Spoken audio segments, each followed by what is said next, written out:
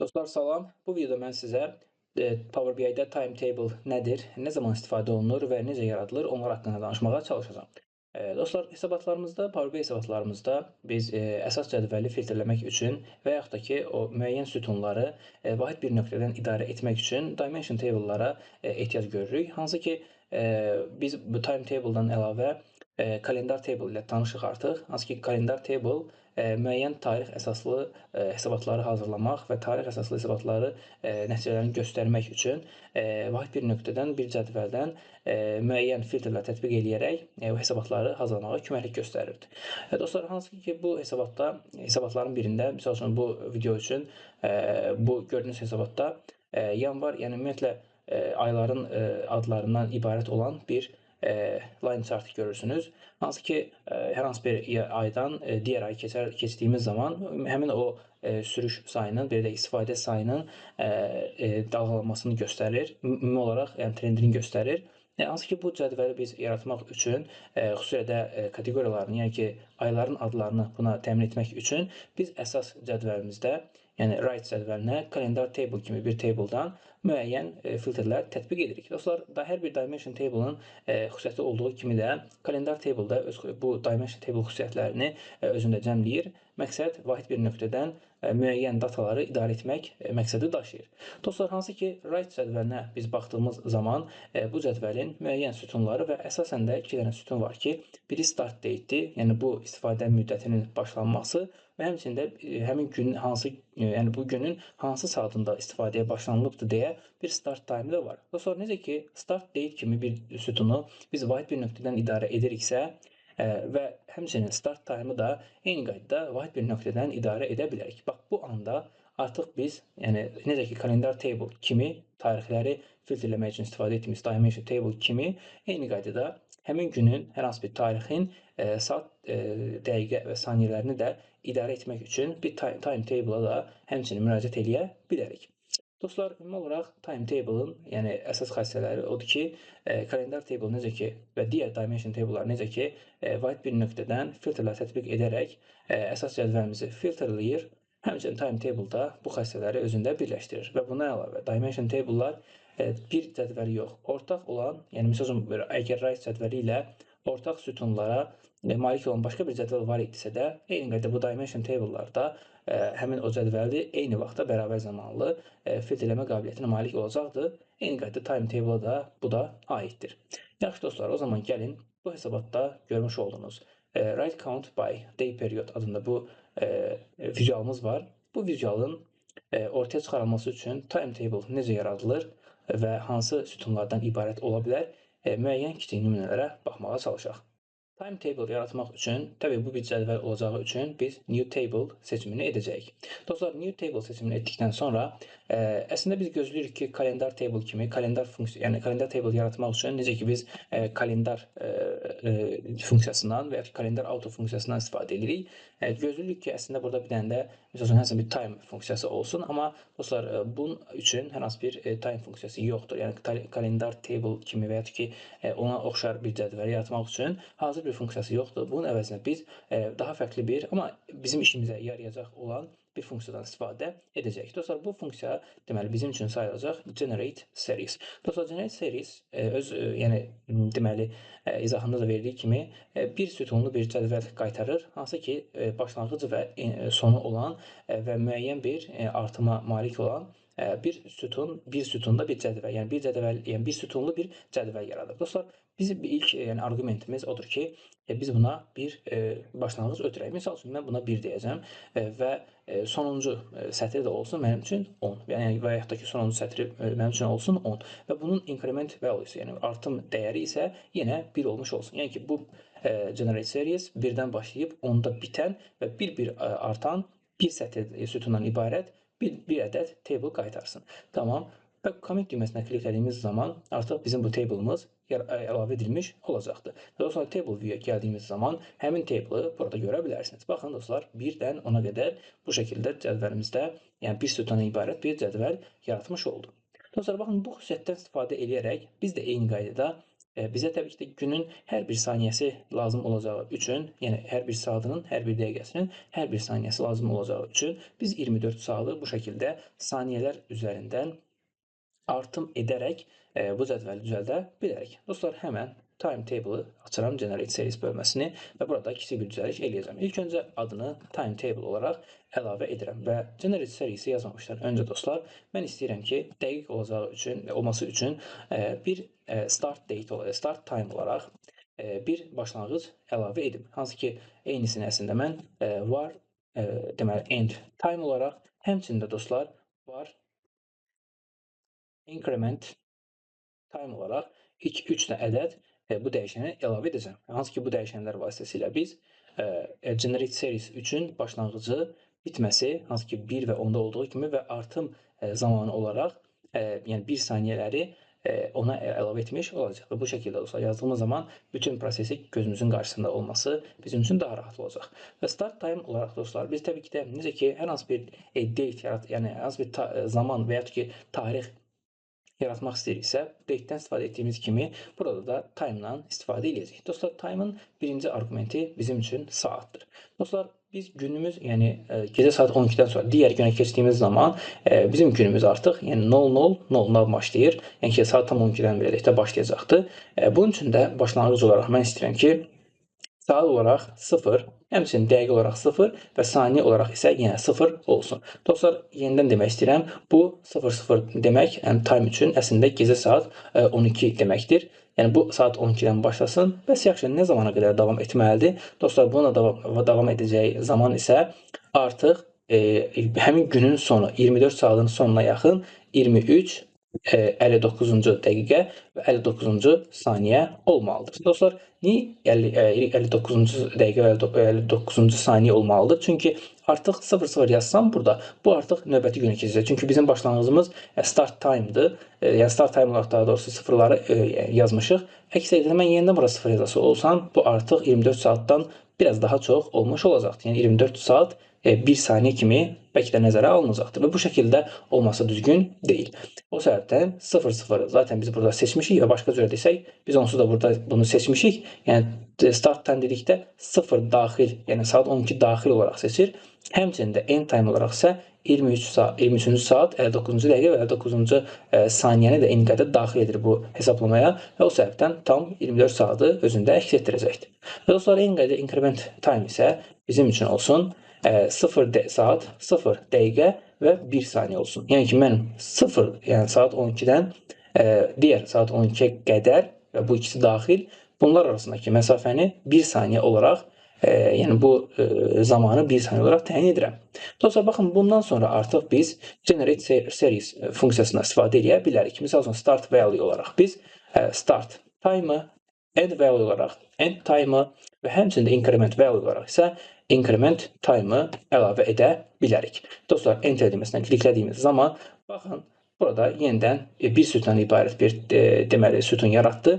Həmən onun tipini time olaraq dəyişdirsəm, baxın dostlar, 0, yəni saat 12-dən başladı, 1 saniyə artı getdi. Hətta bunu biz sort descending etsək, 23-cü saat 59-cu dəqiqə və 59-cu saniyə olaraq burada qeyd elədi. Dostlar, yenidən demək istəyirəm bir məsələni. Bayaqlar ola bilsin ki, sizdə sual yarandı ki, niyə biz bir saat 12-dən digər saat 12-yə qədər yazmırıq? Baxın dostlar, əslində bunun da açıqlaması buradadır. Mən əks təqdirdə gəlib yenidən bura 00 yazası olsam, birincisi bu yenidən belə deyək, increment value-su artmayacaq. Çünki 0 ilə 0 arasında bunun üçün heç bir zaman aralığı yoxdur. Lakin 23:59 yazdığımız zaman, baxın 23:59 və 59-cu saniyəyə qədər bu arta getdi. Əks təqdirdə başqa bir misal çəkim. Hansı ki 1 saniyə belə o tərəfə, yəni yenidən addımlasa, 1 saniyə keçsə, bu artıq nə olacaq dostlar? Hər biri 0 olacaqdır. Lakin dostlar, artıq bizim cədvəlimizdə baxın 0 var. Yəni bu artıq duplikat olmamalıdır. Bu səbəbdən, yəni konkret bir qayda olaraq yadınızda saxlamağınızı tövsiyə olunur ki, timetable-da bu şəkildə start time-ı nə olursa olsun, end time-ı, yəni ki, eyni zamanda mütləq şəkildə olmamağı tövsiyə olunur. Və təbii ki, increment time-ını da yenidən nəzərə ala bilərsiniz. Dostlar, generate series vasitəsilə biz bu şəkildə, yəni bir sütundan ibarət və zamanı göstərən bu dəyərlərimizi əlavə etdik və bundan sonra artıq biz dostlar nə edə bilərik? Yəni ki, digər sütunları da eyni qaydada əlavə edə bilərik. Dostlar, bu sütunları new column deyərək də təbii ki də əlavə edə bilərsiniz. Lakin mən burada biraz daha yəni funksiya içərisində bir new table, yəni seçimi bu hesablaması üzərində etmək istəyirəm. Bu səbəbdən generate serisi yerində qalsın. Sadəcə bunun üst, yəni funksiya olaraq add columns-u əlavə edəcəm. Təbii ki, dostlar, generate series geriyə bir table return edir və add columns da bizdən zaten nə tələb edir? Bir table, daha doğrusu bir table arqument olaraq bizdən bir table tələb edir və geriyə də eyni qaydada bir table qaytarır. Yəni ki, dostlar, mən add columns-un table bölməsinə virtual olaraq generate serisi əlavə edə bilərəm. Dostlar, bu add columns-u biz kalendar table'ın yaradılmasında da eyni qaydada istifadə edirik. Eyni qaydada burada da istifadə edə bilərik. Və yaxşı dostlar, add columns generate serisindən belə deyək, bu table'ı istifadə edərək bir cədvəl yaradacaqdır. Bəs yaxşı, geri qaytardığı dəyər nə olacaqdır? Baxın dostlar, təbii burada hər hansı bir sütun əlavə etmək lazımdır ki, o işləsin. Gəlin test olaraq nəsə bir sütun əlavə edirəm, sadəcə göstərmək üçün. Bir dənə expression əlavə edək, 1 olsun. Baxın dostlar, əsas dəyərini generate serisinin özündə olduğu kimi value olaraq burada qeyd edir. Artıq bu nə deməkdir bilirsiniz dostlar? Mən gəlib də burada əgər bir mötərizə açsam, həmin o value-nu, sütunu burada görə də bilərəm. Artıq mən bu value sütunundan istifadə edərək istədiyim müəyyən digər deməli ölçüləri və yaxud da ki, müəyyən sütunları əlavə edə bilərəm. Dostlar, gəlin başlanğıc olaraq belə bir şey edək. Misal üçün, günün saatını. Bunun saatını yaratmaq üçün dostlar, value-nun hour funksiyasının içərisinə əlavə edə bilərik. Həmçinin dostlar, dəqiqəsini çıxara bilərik. Bu şəkildə. Heç ki, dostlar, bu sizə hardan tanışdı? Kalendar table'lar ilə işlədiyimiz zaman gün, ay, illəri çıxardığımız kimi eyni qaydada dostlar, biz də zamanla işləyirik deyə artıq burada dəqiqə, saniyə və saatları da bu şəkildə əlavə edə bilərik.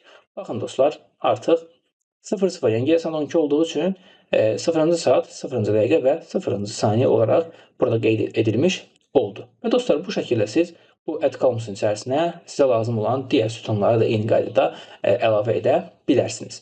Yaxşı, reportumuza qayıdaq dostlar. Reportumuzda isə bizdən günün müəyyən bir saatları, müəyyən bir bölgüləri bizdən tələb olunurdu. Hansı ki, gecə yarısı və müəyyən saatlar bölünmüşdü, bu şəkildə davam edirdi. Baxın dostlar, o zaman bunu necə yaradacağıq? Gəlin baxaq. Hansı ki, add columns-un daxilində biz müəyyən funksiyalardan istifadə edə bilərik təbii ki də. Onlardan biri bizim üçün olacaq dostlar, switch funksiyası. İlk öncə period yazaq, day period yazaq hətta və funksiya olaraq dostlar, switch-dən istifadə etmək istəyirəm. Məqsədim də odur ki, dostlar, əgər günün saat 12-dən, misal üçün, səhər saat 6-ya qədərdirsə, gecə yazsın. 6-dan, misal, günortaya qədərdirsə, günorta yazsın və bu şəkildə davam etsin. Bunun üçün dostlar, biz switch case-dən, təbii ki də burada if-dən istifadə edə bilərsiniz. Təbii, amma daha səliqəli olsun deyə, daha başa düşülən olsun deyə kodumuz burada switch-dən istifadə etmək düşünürük ki, daha yaxşıdır. Dostlar, switch deyirəm, switch-dən sonra həmən expression-ımı yazıram. Burada dostlar, müvəqqəti mən true yazacağam ki, bizim switch case-imiz işləsin. Əsas yoxlamaları isə dostlar, mən burada value və result olaraq aparmaq istəyirəm. İlkini mən yazıram dostlar. Əgər time olaraq, burada dostlar, təbii ki də saatdan istifadə edə bilərsiniz, amma mən ümumi olaraq time-dən istifadə etməyi çox belə deyək, həm bəyənirəm, həm də ki, daha dəqiq olur. Çünki burada biz, əgər bəzən olur ki, tək saat yox, dəqiqə və saniyə ehtiyacımız olur. Hər bir sütuna ayrı-ayrı endlər, orlar, yəni operatorlar vasitəsilə müraciət etməkdənsə, bu şəkildə birbaşa time ilə müraciət edə bilərsiniz. Dostlar, saat 12-dən böyük bərabər olmaq o demək dostlar, artıq gecədən keçibdir və səhərə qədər davam edir. Həmin bu time bizim bu value-dan demək kiçikdirsə, həmçinin bizim value, yəni əsas bizim sütunumuz eyni qaydada time olaraq səhər saat 6-dan da kiçikdirsə, bu bizim üçün olsun, misal üçün night. Midnight yazmalı, night yazaq. Baxın dostlar, ilk switchimizin ilk şərtini də yazmış olduq. Yəni ki, burada dostlar nə deyirik biz? Bu value. Yəni ki, bu sütunda olan hər bir sətir əgər saat 12 və 6 aralığındadırsa, bu bizim üçün olacaqdır night. Və dostlar, comment düyməsindən kliklədiyimiz zaman Baxın dostlar, day perioda night yazdı və digərlərini isə təbii ki də blank saxladı. Dostlar, blank saxladıqları dəyərlərə bir baxmaq istəyirəm. Baxın dostlar, saat 6-dan sonra artıq 1-ci saniyəsindən etibarən 7-yə lap dəqiqəcə 1 dəqiqə 1 saniyə işləmişdən etibarən 23-cü saata qədər, yəni ki, digər gecə yarısına qədər bütün hamısını blank elədi. Əks təqdirdə isə digərlərini isə, yəni ki, saat ilə 0-cı saat, yəni ki, gecə saat 12 ilə səhər saat 6-ya qədər olan deməli vaxtı isə bizim üçün night etmiş oldu. Və dostlar, bundan sonra siz artıq digər ölçülərinizi də, digər müqayisələrinizi də apara bilərsiniz. Məsələn, nightdan sonra artıq morning və s. də eyni vaxtda gəlir. Bu şəkildə dostlar, bütün switch-in yəni içərisinə bizə ehtiyac olan digər kateqoriyaların hamısını da əlavə etmiş olduq. Dostlar, baxırıq, eyni qaydada fikir versəniz, yəni nightdan sonra bizim yazdığımız early morning və digərləri afternoon, evening və late evening hamısı bütün saatlar üzrə bu şəkildə əlavə edilmiş oldu. Dostlar, bundan sonra commit düyməsinə klikləyə bilərik və commit düyməsinə kliklədikdən sonra bütün günü, baxın, müəyyən bir periodlara bölmüş oldu.